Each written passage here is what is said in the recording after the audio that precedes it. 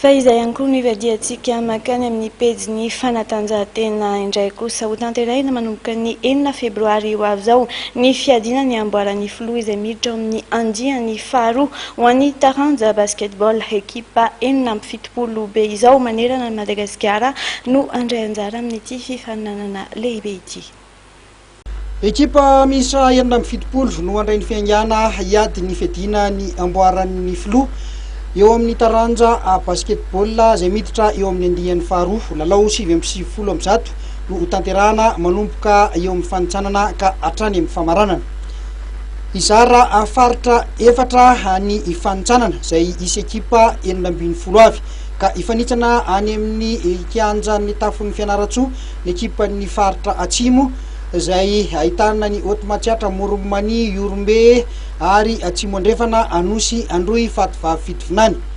ary Atsimo Atsinanana. Ho an'ny faritra Andrefana na ny zone ouest dia any amin'ny kianjan'ny Tsinoromandidy izy ireo no ifanitsana izay ahitana ny ekipa Bonglava, Vakinakaratra ary Itasy sy Menabe. Ho an'ny faritra avaratra kosa na ny zone nord dia any amin'ny kianjan'ny Tafinantsanana izy ireo no ilalao izay ahitana ny Diana, Sofia, Boeny ary Sava ary ny kianjan'ny tafon'ny Tomasina kosa no andray ny lalao amin'ny faritra afovoanina ny zone centre izay misy Analamanga, Atsinanana, Alotra Mangoro ary Analanjirofo. Tsy tiana hijanona ho koly fotsiny le izy, tsy tiana hijanona ho lalao tsotra fotsiny fa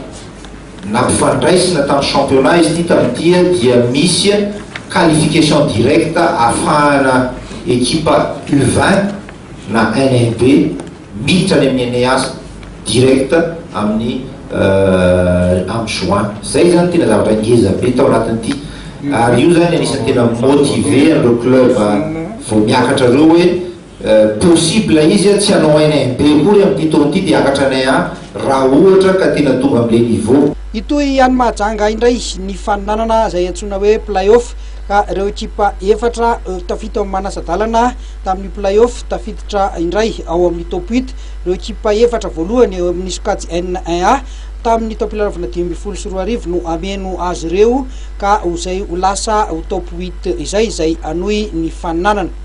Ny 17 febroary ka hatramin'ny 9 marsa no ataon'ny play-off any Mahajanga ary amin'ny top 8 kosa dia ny 19 marsa ka hatramin'ny 18 marsa no anatanterahana ny faninanana ary ny 19 marsa no atao Antananarivo ny famaranana lehibe amin'ny ity fiadiana ny amboaran'ny filoha taona 2024 ity. Resaka fanatanjahantena ihany isika teo azadi fa mivoaka manomboka rapitso ny laharana manaraka amin'ny gazety Mahery misy mahakasika an'izay fanatanjahantena izay ireo vaovao izay misongadina indrindra ao anatin'izay sehatra izay fa izay ihany koa toko lasy toko vavy no entiko anakatonana tanteraka ny fampalalam-baovao amin'ny ity alina ity makasitraka anao naaraka ny fampalalam-baovao hatramin'ny farany izay kosa mbola manasa antsika anaraka ny toy ny fandaharana eto amin'ny fahitalavitry ny MATV.